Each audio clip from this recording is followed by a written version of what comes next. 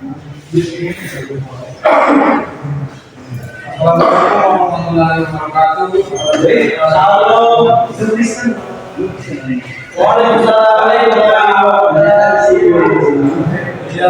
kita panjatkan dengan Tuhan Maha Esa. Atas berkatnya kita dapat berkumpul di sini untuk memulai pelajaran kita. Sebelum kita mulai pembelajaran kita, ada baiknya kita berdoa terlebih dahulu, dipimpin oleh ketua kelas, oleh Romi. Dan sebelum mulai mata kuliah hari ini, maka baiknya kita berdoa supaya agama kita masing-masing. Berdoa dimulai. Doa selesai. Masuk. Ya, masuk. Silakan. Untuk materi kita pada hari ini adalah mekanisme kartu. Teman-teman ada yang tahu apa mekanisme kartu? Atau apa? Mengenang itu dengar aja. Kalau mengetahui tentang mekanisme kartu ya. Oke. Ya, silakan masuk. Nah, jadi tujuan dari pembelajaran kita pada hari ini yaitu apa?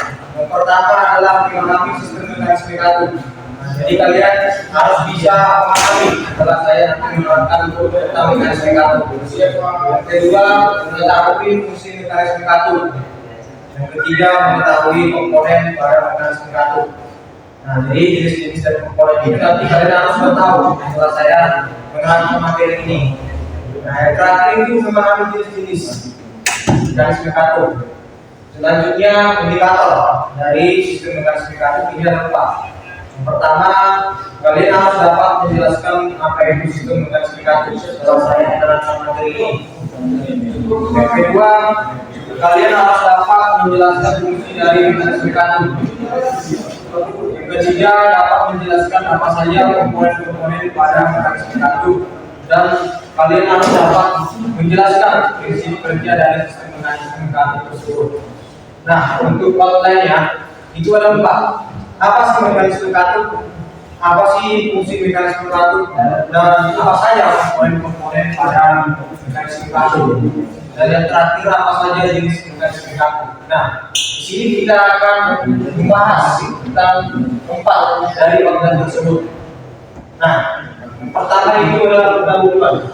Mekanisme kartu adalah rangkaian yang sudah sistematis di mana tujuannya membentuk dan membuka saluran teks. Nah, di gambar ini ada berbagai jenis dari mekanisme kartu. Seperti yang pada gambar itu ada OAP atau overhead valve. Selanjutnya ada OAC atau overhead capsule. Nah, dan selanjutnya ada SOAC atau single overhead capsule dan DOAC atau double overhead capsule dan CIH. Nah, jadi fungsi dari mekanisme kartu itu ada 4. Yang pertama untuk mengatur aliran udara dan bahan bakar masuk ke bakar. Selanjutnya yang kedua ada yaitu sebagai masuknya udara dan bahan bakar. Yang ketiga sebagai pengelolaan sisa pembakaran. Yang keempat menahan kompresi pada engine. Oke, di sini ada komponen-komponen mekanisme kartu. Yang pertama ada batu. Yang kedua ada capsule. Yang ketiga ball spring atau gegas kartu. Jadi ball spring ini yang menahan kartu supaya tetap tertutup gitu. Yang keempat itu motor arm atau bahasa pasarannya itu kan piano plate dibilang. Kalau bengkel-bengkel biasanya umumnya itu selanjutnya ada ini head valve, seal kartu dan valve atau pengunci kartu. Nah, kalian ada yang tahu nggak ini gambar apa? Klep, ya betul sekali. Ini adalah klep atau kartu. Nah, jadi kartu ini adalah komponen yang mengatur aliran campuran bahan bakar dan juga air ke dalam silinder keluar dari silinder. Nah, jadi kartu dibuka dan ditutup oleh mekanisme tertentu untuk mengontrol siklus pembakaran dari mesin. Nah, jadi kalau kartu ini nggak ada ya, pengaturan aliran udara itu tidak akan bisa terjadi. Selanjutnya ada kemsa. Nah, jadi kemsa ini ada di dekat dengan flap, berada di speaker. Nah, jadi kemsa ini adalah poros yang memiliki tonjolan-tonjolan lurus yang membuka dan menutup kain melalui kontak atau perantara seperti batas susuk atau langsung kali. Nah, jadi yang mengenai itu adalah pada bagian sini yang menonjol. Nah, itulah yang mengenai supaya kamu bisa terbuka gitu. Nah, saya bisa berputar seiring dengan mesin dan mengontrol kebutuhan pembukaan dan penutupan. Jadi, kemsang ini adalah 2 kali putaran dari porsengkol. Jadi jika porsengkol berputar 2 kali, maka kemsang ini berputar hanya sekali saja. Jadi perbandingannya 2:1 gitu. Nah, selanjutnya valve spring. Valve spring adalah pegas yang berupa katup dan membantu mengembalikannya ke posisi tertutup setelah terbuka oleh kemsang. Valve spring ini memastikan bahwa katup dalam posisi dengan stabil dan sesuai dengan pola waktu yang diinginkan. Nah, jadi fungsi katup ini adalah menahan supaya katup itu tetap tertutup ya. Jadi kalau katup itu rusak atau lemah, maka katup itu tidak akan ditutup dengan sempurna. Yang terjadi adalah kompresinya bisa bocor dan tenaga mesin itu bisa berkurang. Nah, teman-teman ada tahu nggak ini gambar apa? Belum tahu ya, belum. Ya, belum. Nah, rotor ini adalah tuas yang menghubungkan kemsa dengan katup.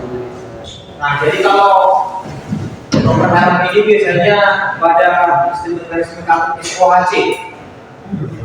Nah, jadi yang menghubungkan kemsa dengan katup itu adalah rotor arm, gitu ya. Jadi ketika kemsa menggunakan rotor arm akan mentransfer gerakan tersebut ke katup untuk membuka dan menutupnya. Nah, selanjutnya ada timing.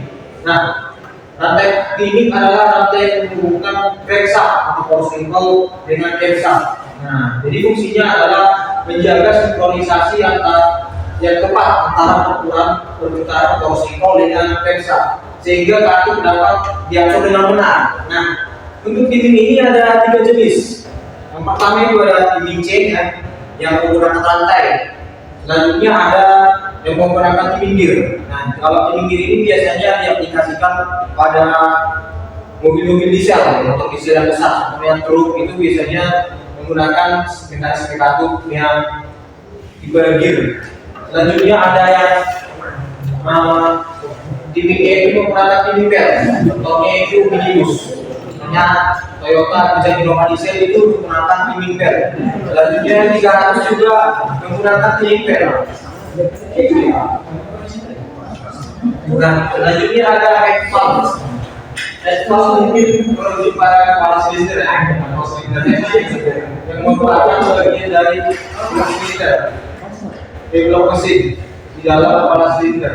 Itu yang terdapat katup dan mekanisme yang mengatur aliran masuk dan keluar. Ya, silakan masuk. Ya, mas aja. Oke, teman-teman ada tahu ini gambar apa? Ada tahu nggak ini gambar apa? Ori. Ya, ori atau seal valve ya. Jadi seal valve ini adalah satu komponen yang berfungsi untuk mencegah kebocoran fluida atau gas dari antar muka, antar kaki valve dan bagian mesin yang disebut seal. Jadi seal ini berada di boss plate.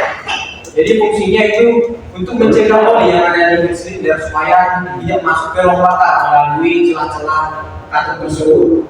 Nah, jadi valve ini dirancang untuk memberikan kedap udara yang baik antara katup dan silnya agar tidak ada gas atau fluida yang bocor melewati segala celah-celah tersebut selama siklus kerja mesin.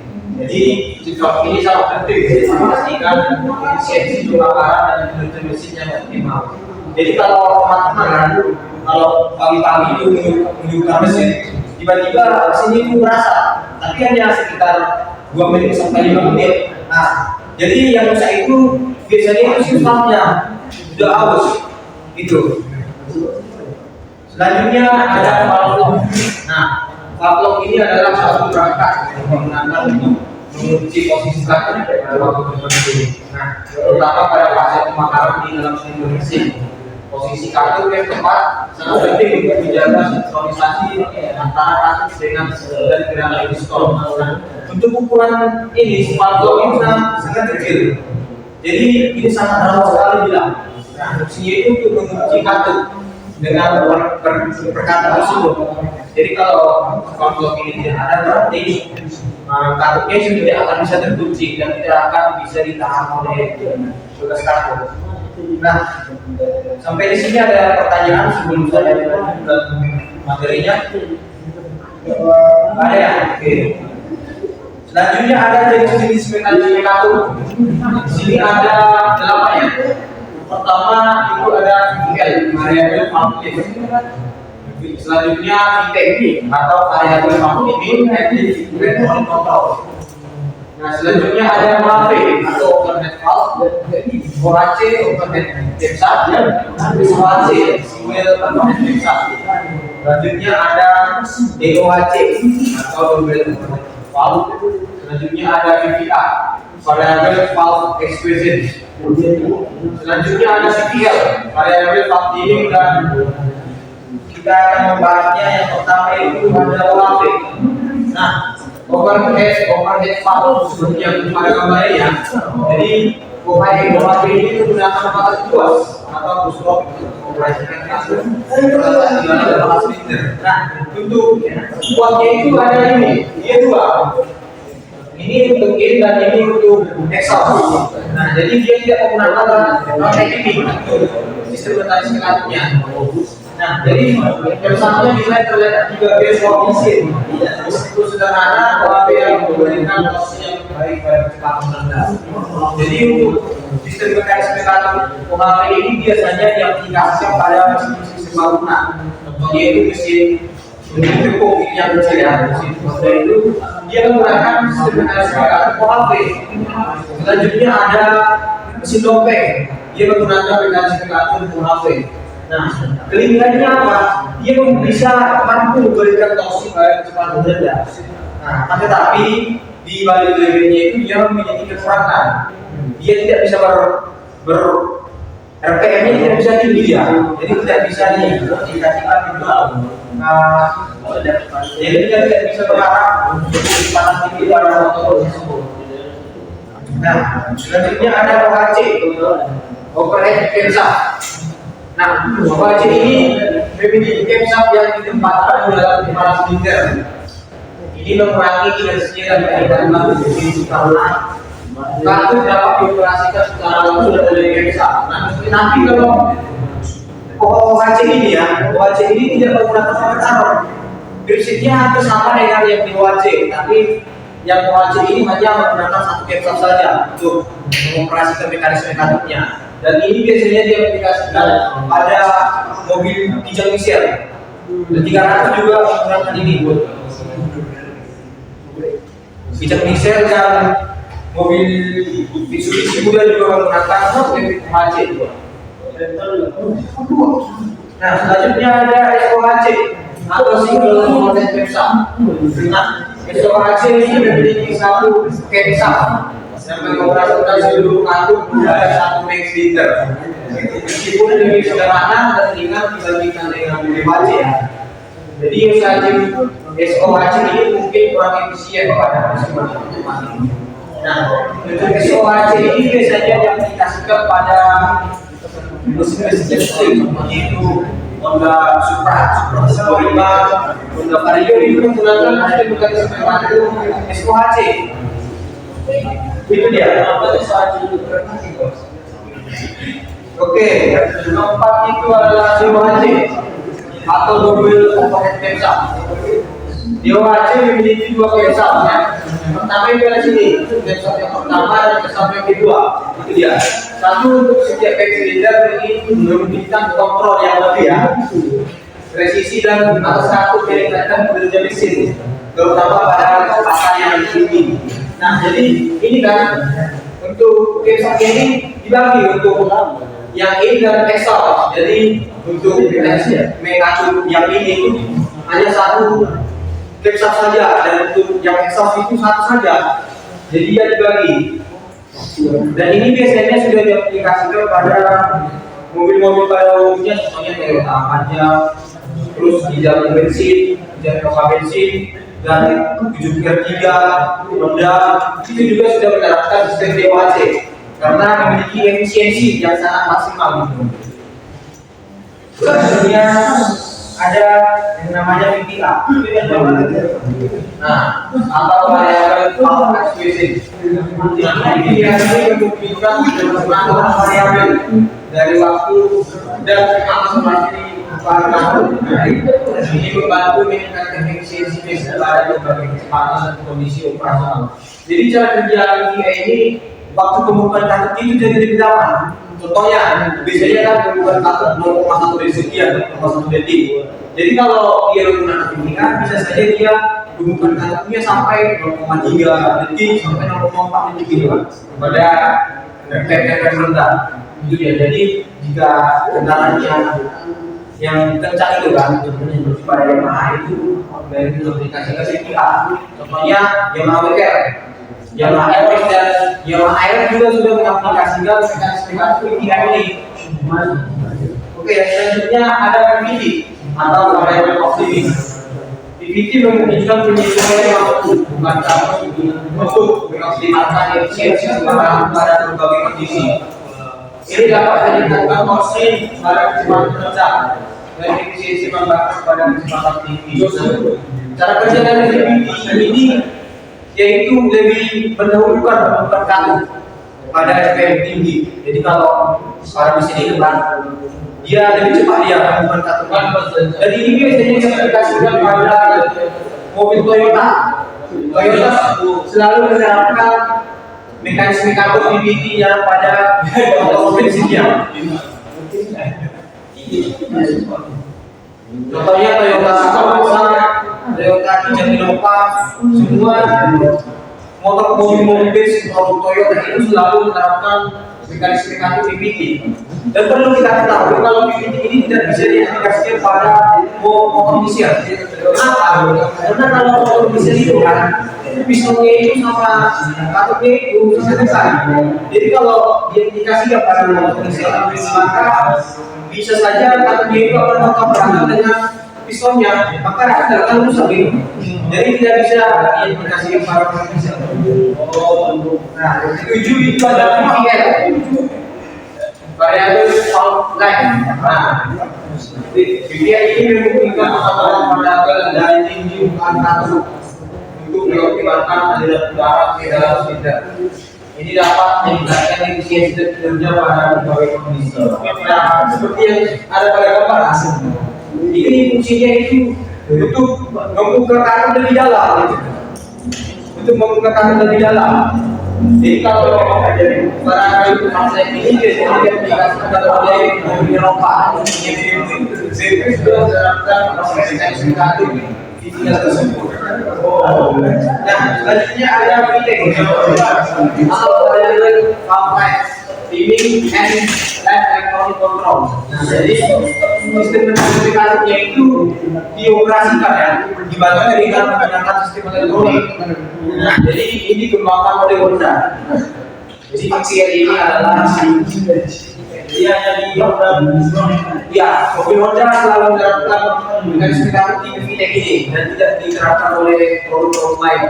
Nah, jadi VTEC ini adalah jenis ini dan juga mengatur variabel lain untuk kartu. Jadi ini membantu menyediakan kinerja yang baik pada kecepatan rendah dan tinggi.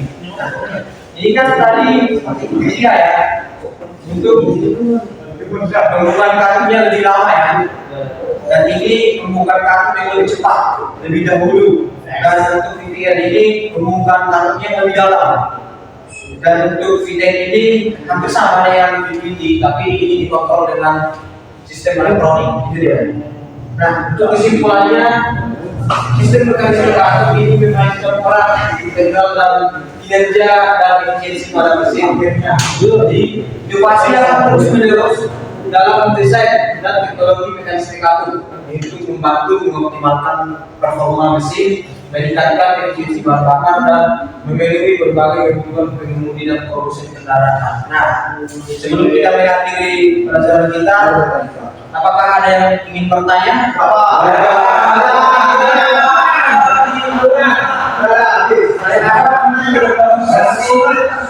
Materi yang saya sampaikan sudah jelas ya.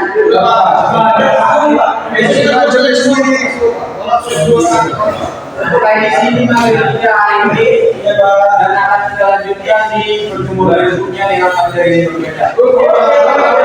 Udah.